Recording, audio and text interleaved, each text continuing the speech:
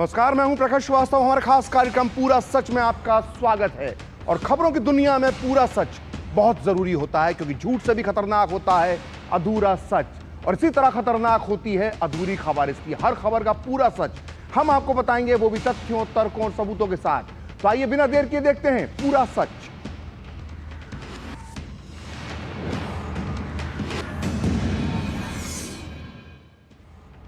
तो प्रधानमंत्री नरेंद्र मोदी ने आज महाराष्ट्र चुनाव में बीजेपी के लिए प्रचार करते हुए कांग्रेस पे जबरदस्त हमला बोला है। महाराष्ट्र के धुले में पीएम मोदी ने आज एक ही झटके में पूरे नेहरू गांधी परिवार को आरक्षण विरोधी बता दिया। उन्होंने कहा कि कांग्रेस पिछड़ों, दलितों और आदिवासियों को आगे बढ़ते हुए नहीं देख सकती है। पीएम मोदी ने तो यह तक कह दिया कि बाबा साहेब अंबेडकर शोषित और वंचित समाज को आरक्षण देना चाहते थे, मगर नेहरू जी अड़े हुए थे और दिल्ली दलितों और पिछड़ों को आरक्षण नहीं दिया जाएगा, ये बात नेहरू कहते थे। और पीएम मोदी ने कहा कि बाबा साहेब को आरक्षण को लागू करने के लिए लड़ाई लड़नी पड़ी। पीएम मोदी नेहरू का नाम लेने के बाद भी नहीं रुके। उन्होंने आगे कहा कि इंदिरा गांधी का भी आरक्षण को लेकर ऐसा ही रवैया था। इसके बाद पीएम मोदी ने पूर्व प्रधानमंत्री राजीव गांधी का जिक्र करते हुए कहा कि राजीव गांधी ने भी ओबीसी आरक्षण का खुलकर विरोध किया था।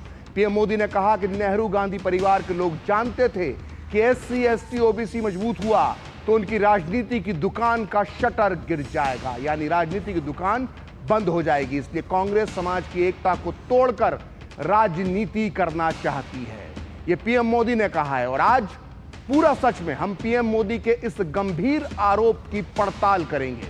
आपको बताएंगे कि क्या सच में देश के पहले प्रधानमंत्री जवाहरलाल नेहरू और आरक्षण के विरोधी थे।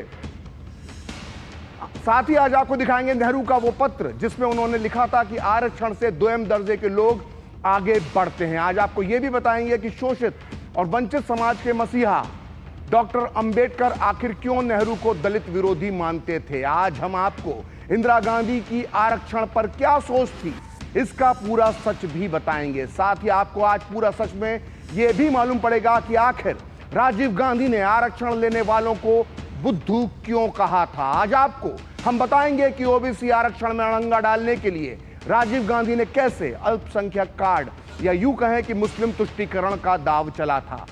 आज ये भी सवाल उठेगा कि राहुल गांधी अपने परिवार पर लगे इस गंभीर आरोप पर पीएम मोदी को जवाब देंगे या नहीं। आज पूरा सच में आरक्षण पर नेहरू गांधी परिवार से जुड़े कई राज खोले जाएंगे, लेकिन उसके पहले सुनते हैं कि पीएम मोदी ने क्या कहा। आजादी के समय हमारे बाबा साहब आम्बेडकर ने बहुत कोशिश की थी कि शोषितों, वंचितों को आरक्षण मिले, लेकिन नेहरू जी अड़े हुए थे कि किसी भी कीमत पर दलितों, पिछड़ों, आदिवासियों को आरक्षण नहीं दिया जाएगा। बहुत मुश्किल से बाबा साहब दलितों और आदिवासियों के लिए आरक्षण का प्रावधान करा पाए, उनको लड़ाई लड़नी पड़ी। नेहरू जी के बाद इंदिरा जी आई, उन्होंने भी आरक्षण के खिलाफ ऐसा ही रवैया जारी रखा। ये लोग चाहते थे कि एससी, एसटी, ओबीसी हमेशा कमजोर रहे। इंदिरा जी के बाद राजीव गांधी आए, उनकी भी सोच और अप्रोच अपने खानदान से अलग नहीं थी। राजीव गांधी ने भी ओबीसी आरक्षण का खुल करके विरोध किया था। राजीव गांधी के बाद अब इस परिवार की चौथी पीढ़ी इस खतरनाक भावना के साथ उनके युवराज काम कर रहे हैं। तो पीएम मोदी ने पूरे नेहरू गांधी परिवार को आरक्षण का विरोधी बताया है। आखिर इसका पूरा सच क्या है? असल में इस मामले में पूरा सच जानने के लिए हमें शुरुआत करनी होगी देश के पहले प्रधानमंत्री जवाहरलाल नेहरू से, और यह समझना होगा कि पंडित जी के आरक्षण के बारे में क्या विचार थे। हकीकत में देखा जाए तो राहुल गांधी के परदादा और देश के पहले प्रधानमंत्री नेहरू आरक्षण के खिलाफ थे, और यह बात मैं ऐसे ही नहीं कह रहा हूं। अपने आरक्षण विरोधी विचार को खुद नेहरू ने प्रकट किया था, वो भी लिखित रूप में, और वो भी देश भर के मुख्यमंत्रियों के सामने। जी हां, 27 जून 1961 को जवाहरलाल नेहरू ने देश भर के मुख्यमंत्रियों को लिखे एक पत्र में आरक्षण का जमकर विरोध करते हुए इसे दोयम दर्जे के लोगों को आगे बढ़ाने वाला और प्रतिभा को कुचलने वाला बताया था। और नेहरू का यह आरक्षण विरोधी पत्र प्रकाशित हुआ है selected works of Jawaharlal Nehru की सीरीज 2 के वॉल्यूम 69 के पेज नंबर 21 पर। आपको बता दें कि selected works of Jawaharlal Nehru की विश्वसनीयता पर कोई सवाल नहीं उठा सकता। 100 खंडों के इस ग्रंथ को इंदिरा गांधी और कांग्रेसी सरकारों की देख रेख में छपवाया गया है। तो खंड 69 के पेज नंबर 21 पर नेहरू लिखते हैं, उसे आप ध्यान से सुनिए। कोई भी मदद आर्थिक आधार पर दी जानी चाहिए, ना कि जाति के आधार पर। यह सच है कि हम अनुसूचित जाति और अनुसूचित जनजाति की मदद के लिए कुछ नियमों और परंपराओं से बंधे हैं। नेहरू आगे कहते हैं कि वे मदद के पात्र हैं, लेकिन फिर भी मैं किसी भी प्रकार के आरक्षण को पसंद नहीं करता हूं, खासकर नौकरियों में। मैं ऐसे किसी भी चीज के खिलाफ हूं जो अक्षमता और दोयम दर्जे के स्टैंडर्ड की ओर ले जाती है। नेहरू ने आगे लिखा कि मैं चाहता हूं कि मेरा देश हर मोर्चे पर फर्स्ट क्लास देश बने। जिस पल हम दोयम दर्जे को आगे बढ़ाते हैं, हम सब खो देते हैं। नेहरू उसके बाद लिखते हैं कि पिछड़े लोगों की मदद करने का एकमात्र सही तरीका अच्छी शिक्षा, विशेष रूप से तकनीकी शिक्षा के अवसर देना है। बाकी सब बैसाखी की तरह है जो शरीर को ताकतवर नहीं बनाती है। नेहरू ने आगे लिखा कि मैं प्रतिभाशाली और काबिल युवाओं पर जोर देता हूं, क्योंकि वे ही हमारे स्टैंडर्ड को ऊंचा उठाएंगे। मुझे इसमें कोई संदेह नहीं कि देश में प्रतिभा का विशाल भंडार है, बशर्ते हम उसे अवसर दे सकें। और नेहरू ने आगे लिखा कि लेकिन अगर हम सांप्रदायिक और जाति के आधार पर आरक्षण देते हैं तो हम प्रतिभाशाली और काबिल लोगों को पीछे कर देते हैं और दूसरे दर्जे या तीसरे दर्जे के बनकर रह जाते हैं। और नेहरू ने आगे लिखा कि मुझे जानकर दुख हुआ कि सांप्रदायिक विचारों के आधार पर आरक्षण का यह धंधा कितना आगे बढ़ गया है। नेहरू आरक्षण को धंधा बता रहे हैं। फिर वो आगे लिखते हैं कि मुझे जानकर आश्चर्य होता है कि प्रमोशन भी कभी कभी सांप्रदायिक या जातिगत आधारों पर होते हैं। इस रास्ते में ना केवल मूर्खता है बल्कि खतरा भी है। ये पंडित जवाहरलाल नेहरू के विचार हैं। वो आगे लिखते हैं कि आइए हम पिछड़े समूहों की हर तरह से मदद करें, लेकिन काबिलियत की कीमत पर कभी नहीं। और ये बात जवाहरलाल नेहरू ने लिखी थी 27 जून 1961 को। तो देखा आपने, हमारे देश के पहले प्रधानमंत्री जवाहरलाल नेहरू आरक्षण के कितने विरोधी थे। वो आरक्षण को दोयम दर्जे का मानते थे, वो आरक्षण को प्रतिभा का दुश्मन मानते थे, और तो और नेहरू आरक्षण को एक धंधा तक बताते थे। नेहरू के विचार जानने के बाद आइए बात करते हैं बाबा साहेब अंबेडकर की, क्योंकि पीएम मोदी ने आज कहा है कि आरक्षण पर नेहरू और डॉक्टर अंबेडकर के अलग अलग विचार थे। इसलिए इस बात का पूरा सच पता करना बहुत जरूरी है कि आखिर डॉक्टर अंबेडकर नेहरू की इस सोच पर क्या विचार रखते थे। आपको ये जानकर आश्चर्य होगा कि डॉक्टर अंबेडकर नेहरू को दलित विरोधी मानते थे, और ये बात डॉक्टर अंबेडकर ने कई मौकों पर कही। यहां तक कि अक्टूबर 1951 में जब डॉक्टर अंबेडकर ने नेहरू मंत्रिमंडल से इस्तीफा दिया था, तब भी डॉक्टर अंबेडकर ने नेहरू पर दलित विरोधी होने और मुस्लिम तुष्टीकरण करने के आरोप लगाए थे, और ये करने वाले नेता के तौर पर उन्हें पहचाना था उन्होंने। और वैसे ये बचपन से हमें पढ़ाया जाता है कि डॉक्टर अंबेडकर ने नेहरू मंत्रिमंडल से इसलिए इस्तीफा दे दिया था क्योंकि संसद में हिंदू कोड बिल पास नहीं हो पाया था। ये बात सच तो है, लेकिन ये अधूरा सच है। और पूरा सच ये है कि डॉक्टर अंबेडकर ने अपने इस्तीफे में साफ साफ कहा था कि नेहरू सरकार में दलितों की अनदेखी हो रही है, और नेहरू का पूरा ध्यान सिर्फ मुसलमानों की सुरक्षा में लगा हुआ है, यानी नेहरू की मुस्लिम तुष्टीकरण की जो नीति है उसका सीधा सीधा नुकसान दलितों को हो रहा है, ऐसा डॉक्टर अंबेडकर का कहना था। और उनका ये इस्तीफा प्रकाशित हुआ है अंबेडकर राइटिंग्स एंड स्पीचेस के वॉल्यूम 14 के खंड 2 के पेज नंबर 1317 से लेकर 1327 तक। और इस ग्रंथ को पहले 1979 में महाराष्ट्र सरकार ने प्रकाशित किया था और बाद में 2013-14 में मनमोहन सिंह की सरकार में के दौरान उनकी देखरेख में, सरकार की देखरेख में से फिर से छापा गया। जाहिर है इसकी सच्चाई पर अब कोई सवाल नहीं उठा सकता। खैर, पूरे 10 पेज के अंबेडकर के इस्तीफे में उन्होंने, बाबा साहब ने लिखा था कि पूरी दुनिया में सबसे खराब स्थिति भारत के दलितों की है, फिर भी दलितों को कोई राहत क्यों नहीं दी गई है। यह नेहरू सरकार दलितों की तुलना में मुसलमानों की सुरक्षा को लेकर हमेशा ज्यादा चिंतित रहती है। प्रधानमंत्री नेहरू का पूरा समय और ध्यान मुसलमानों की सुरक्षा के लिए लगा होता है। डॉक्टर अंबेडकर आगे लिखते हैं कि मैं भी भारत के मुसलमानों को सुरक्षा देना चाहता हूं, लेकिन क्या सिर्फ मुसलमानों को ही इस देश में सुरक्षा की आवश्यकता है? क्या दलितों, आदिवासियों और ईसाइयों को सुरक्षा की जरूरत नहीं है? सरकार ने इन समुदायों के लिए क्या चिंता दिखाई है? डॉक्टर अंबेडकर आगे लिखते हैं कि जहां तक मैं समझता हूं कि मुसलमानों की तुलना में दलितों को कहीं अधिक देखभाल की जरूरत है।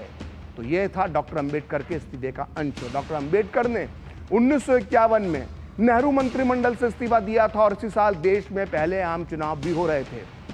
और अपने चुनाव प्रचार के दौरान भी डॉक्टर अंबेडकर ने तत्कालीन प्रधानमंत्री नेहरू पर दलित विरोधी होने के आरोप लगाए थे। डॉक्टर अंबेडकर ने 27 अक्टूबर 1951 को जालंधर में दिए अपने चुनावी भाषण में कहा था कि नेहरू के राज्य में मुसलमान दलितों की कीमत पर मौज कर रहे हैं, जबकि इस देश में मुसलमानों से ज्यादा दलितों को सुरक्षा की आवश्यकता है। और बाबा साहब का यह भाषण प्रकाशित हुआ है अंबेडकर राइटिंग्स एंड स्पीचेस के वॉल्यूम 17 के खंड 3 के पेज नंबर 418 पर। और इस भाषण में डॉक्टर अंबेडकर ने जो कहा था उसे आपको बहुत ध्यान से सुनना चाहिए। डॉक्टर अंबेडकर ने कहा था कि कांग्रेस पार्टी के नेता पंडित नेहरू को ही देख लीजिए। उन्होंने पिछले 20 सालों में 2000 भाषण दिए हैं, लेकिन उन्होंने एक बार भी दलितों के कल्याण के बारे में कभी कुछ नहीं कहा। इससे आप अंदाजा लगा सकते हैं कि कांग्रेस पार्टी के नेता जब इतने अड़ियल हैं तो उन्हें हमारे लोगों से, यानी दलितों से कितनी हमदर्दी हो सकती है। पंडित नेहरू हमेशा मुसलमानों के पक्ष में रहे हैं। मैं मानता हूं कि मुसलमानों की उपेक्षा नहीं होना चाहिए, लेकिन मैं ये नहीं चाहता कि मुसलमानों को उन दलितों की कीमत पर मौज करना चाहिए, क्योंकि दलितों को उनसे ज्यादा सुरक्षा की आवश्यकता है।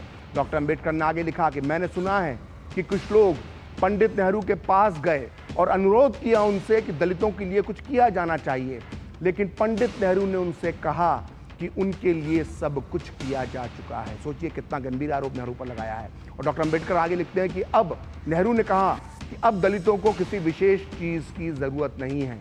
और बंटवारे के समय जब दलितों को पाकिस्तान की सरकार ने जबरदस्ती रोक लिया था ताकि उनके लोगों को खुद छोटे मोटे काम ना करना पड़े, तो मैंने पंडित नेहरू से गरीब दलितों को वहां से निकालने के लिए कुछ करने को कहा।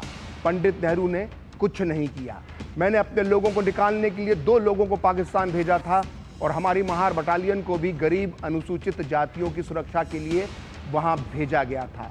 अगर कांग्रेस के नेताओं को हमारे लोगों से, यानी दलितों से इतनी हमदर्दी है, तो कांग्रेस हमारे लिए, यानी दलितों के लिए क्या ही कुछ करेगी। ये डॉक्टर अंबेडकर ने नेहरू जी के लिए लिखा था। आइए अब आपको पूरा सच में पंडित नेहरू और डॉक्टर अंबेडकर के बीच आरक्षण के मुद्दे पर हुए एक और दिलचस्प विवाद के बारे में बताते हैं। ये विवाद जुड़ा हुआ है नेहरू जी के एक अनुसूचित जाति के नौकर से, जिसे नेहरू ने अनुसूचित जाति के लिए रिजर्व सीट पर चुनाव लड़वा दिया था।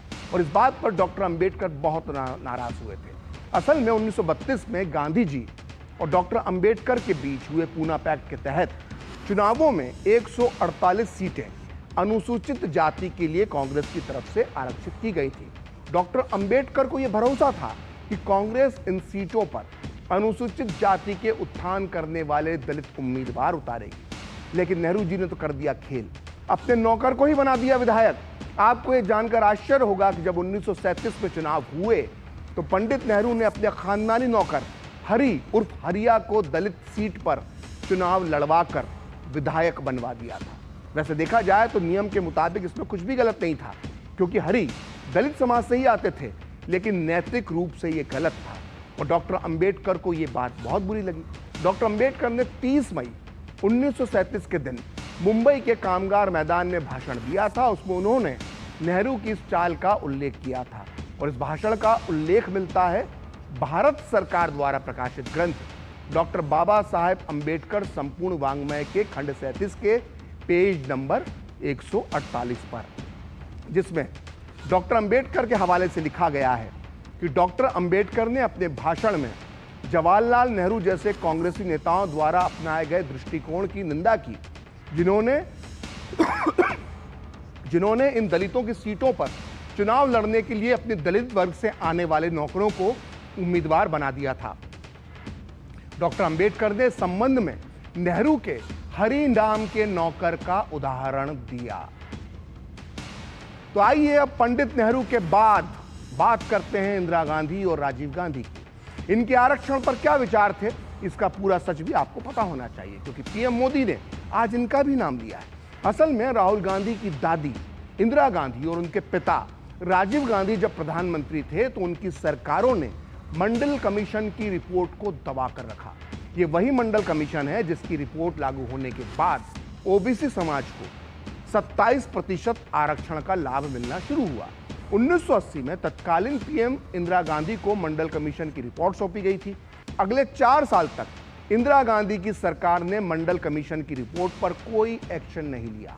इसके बाद राजीव गांधी ने अगले 5 साल तक इस रिपोर्ट को ठंडे बस्ते में डालकर रखा और जब 1990 में वीपी सिंह प्रधानमंत्री बने तब जाकर मंडल कमीशन की सिफारिशें लागू करने का ऐलान किया गया। लेकिन इसके बाद भी विपक्ष के नेता के तौर पर राजीव गांधी ने इसका एक तरह से विरोध किया था। मंडल कमीशन को लेकर लोकसभा में 6 और 7 सितंबर 1990 को बहस हुई थी और बीजेपी उस समय सरकार के समर्थन में थी, सरकार को बाहर से समर्थन दे रही थी।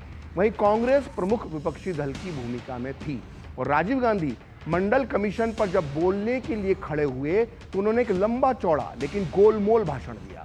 ओबीसी आरक्षण में अड़ंगा डालने के लिए राजीव गांधी ने अल्पसंख्यक कार्ड या यूं कहें कि मुस्लिम तुष्टीकरण का अपना पुराना दांव चला था। और राजीव गांधी ने क्या कहा था, आइए देखते हैं। सच्चाई यह है, राजीव गांधी कहते हैं उस बहस में कि सच्चाई यह है कि अल्पसंख्यकों को उनका उचित हक नहीं मिला है। सच्चाई यह है कि आरक्षण के साथ खेल खेल कर प्रधानमंत्री वीपी सिंह ने जानबूझकर अल्पसंख्यकों को किसी भी लाभ से वंचित कर दिया है। प्रधानमंत्री वीपी सिंह को यह बताना चाहिए कि वह सामाजिक और शैक्षिक रूप से पिछड़े अल्पसंख्यक समुदायों की कैसे मदद करेंगे। सरकार ने अल्पसंख्यक समुदाय के बड़े हिस्सों को इसमें शामिल नहीं किया है, जिन्हें शामिल किया जाना चाहिए। अगर आप मुस्लिम समुदाय को देखें तो भारत में मुस्लिम समुदाय का बड़ा हिस्सा शैक्षिक, सामाजिक और आर्थिक रूप से पिछड़ा हुआ है।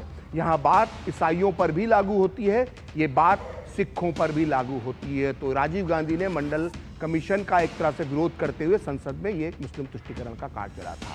तो ये तो थे राजीव गांधी के वो विचार जो उन्होंने 1990 में मंडल कमीशन की रिपोर्ट यानी ओबीसी आरक्षण पर दिए थे। आइए अब हम आपको बताने जा रहे हैं कि 1985 में तत्कालीन प्रधानमंत्री राजीव गांधी ने आरक्षण का लाभ लेने वालों के लिए क्या कहा था।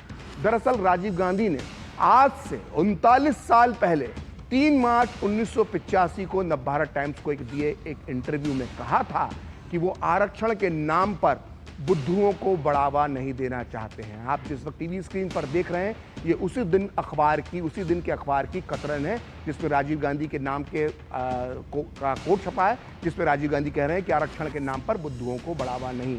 तो तत्कालीन प्रधानमंत्री राजीव गांधी ने ये इंटरव्यू देश के जाने माने पत्रकार आलोक मेहता को दिया था और इस इंटरव्यू में राजीव गांधी ने कहा था कि संविधान बनाते समय पिछड़े वर्ग के लिए आरक्षण की जो व्यवस्था की गई है उसका अब बहुत राजनीतिकरण हो गया है, इसलिए अब समय आ गया है कि इन सारे प्रावधानों पर नए सिरे से विचार किया जाए।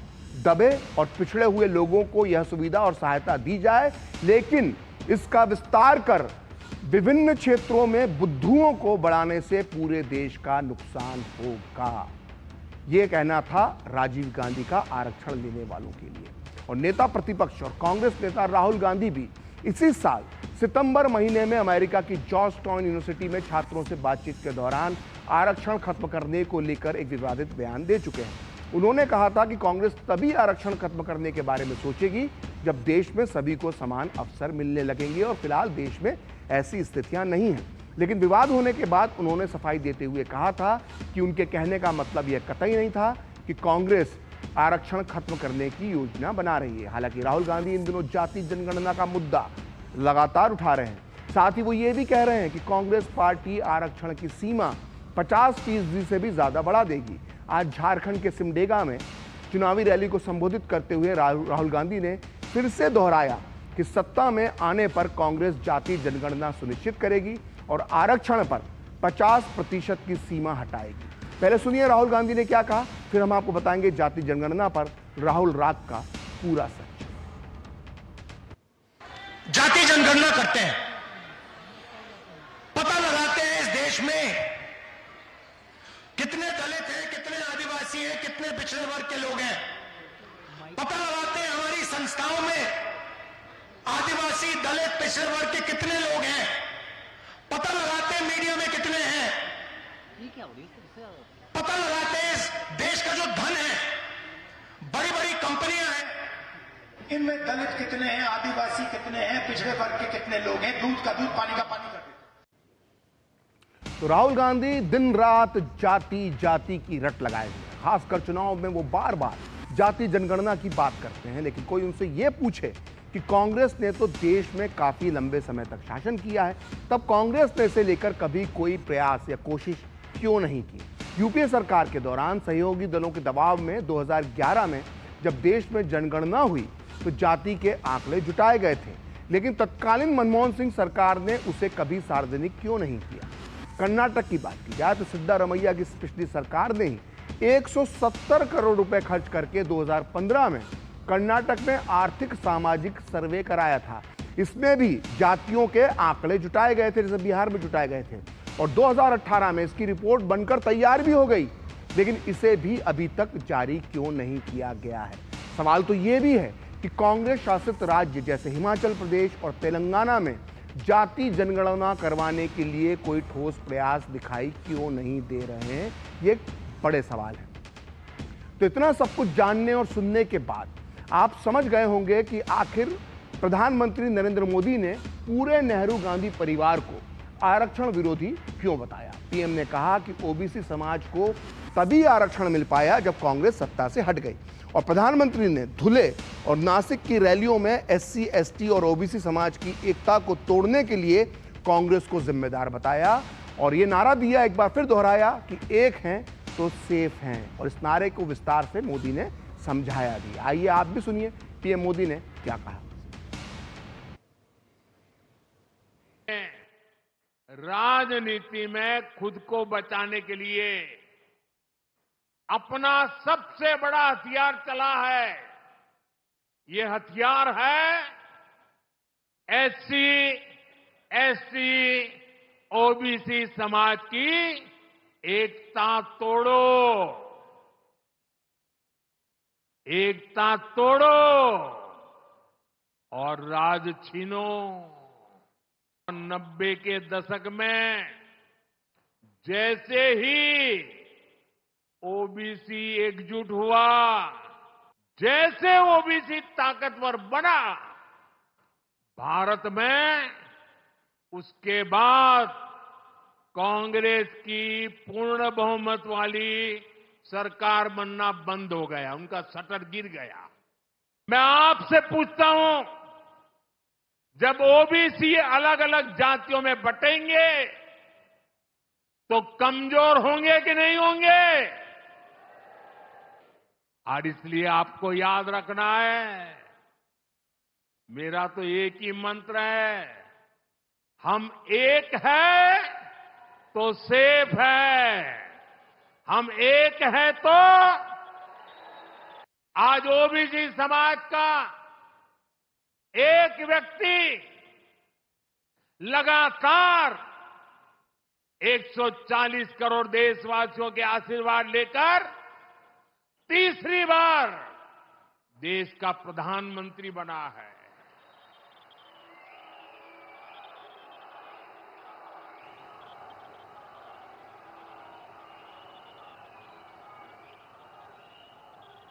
कांग्रेस को हजम नहीं हो रहा है। तो पूरा सच में अब वक्त है ब्रेक का, और ब्रेक के बाद बताएंगे कि बच्चों को सोशल मीडिया से दूर रखने के लिए क्या ऑस्ट्रेलिया के प्रधानमंत्री ने की है एक नई पहल।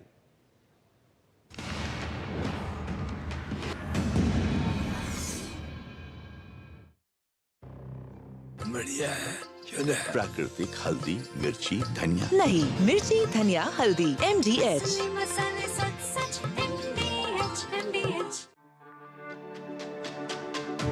मेरी पसंद। मेरी पसंद। मेरी पसंद। मेरी पसंद। हमारी पसंद। हम सबकी पसंद। मजबूत देश का मजबूत सरिया हो गया स्टील।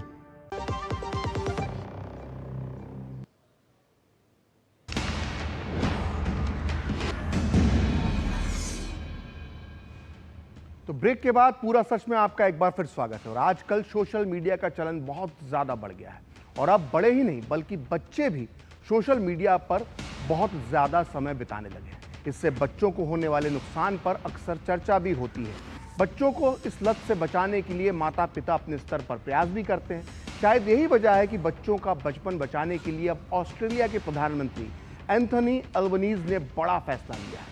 ऑस्ट्रेलिया की सरकार अगले संसद सत्र में इससे जुड़ा विधेयक पेश करने जा रही है, जिसके बाद 16 साल से कम उम्र के बच्चे सोशल मीडिया प्लेटफॉर्म का इस्तेमाल नहीं कर पाएंगे, लेकिन शिक्षा और स्वास्थ्य से जुड़े प्लेटफॉर्म तक बच्चों की पहुंच बनी रहेगी। और खास बात यह है कि कानून बनने के बाद सोशल मीडिया प्लेटफॉर्म्स को ये जिम्मेदारी उठानी होगी कि 16 साल से कम उम्र के बच्चे उनका इस्तेमाल ना कर सकें, और इन कंपनियों को ये तय करने के लिए 1 साल का समय दिया जाएगा कि वो इस कानून और नए नियम को कैसे लागू कर सकते हैं। और कानून बनाने के बाद अगर ये ऐप्स जो हैं वो बच्चों पर रोक लगाने में नाकाम रहते हैं तो इन्हें भारी जुर्माना भरना पड़ सकता है। प्रधानमंत्री एंथनी अल्बनीज का कहना है कि इस तरह का कदम उठाने वाला ऑस्ट्रेलिया दुनिया का पहला देश होगा। तो एक पहल ऑस्ट्रेलिया की तरफ से की गई है। तो आज पूरा सच में इतना ही। अगले सप्ताह फिर होगी आपसे मुलाकात अपने इस खास कार्यक्रम पूरा सच में किसी और सियासी मुद्दे की पड़ताल के साथ। तो मुझे और मेरी पूरी टीम को दीजिए अनुमति। नमस्कार।